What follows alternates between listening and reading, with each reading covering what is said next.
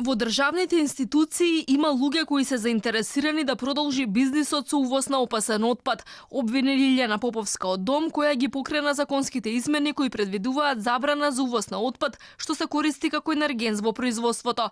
Таа им порача на пратениците да ги изгласаат измените наредната недела, бидејќи во земјава нема адекватна контрола како во другите држави и не смее да се ризикува. Отпадот кој што се гори се разградува и бидејќи нема затворен систем во фабриките, тој излегува во воздухот и загадува. Мислам дека во таква ситуација никакви калкулации не би требало да не ограничуваат. И овој закон сметам дека треба да се донесе апсолутно.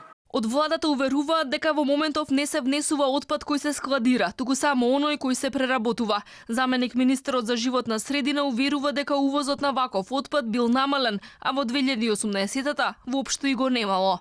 За опасниот отпад, ако ги погледнете годините 2012, 2014, 2015, 2016, зборуваме за огромни количини увезен отпад. Сега количините се драстично помали.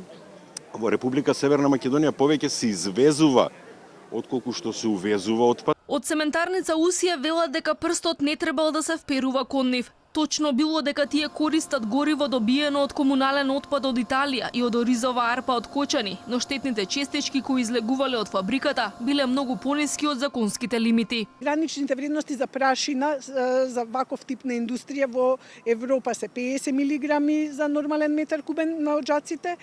Нашето министерство побара нашата граница да биде 30 милиграми, а просечната годишна минатата година, еве да речеме во Усија, беше 9.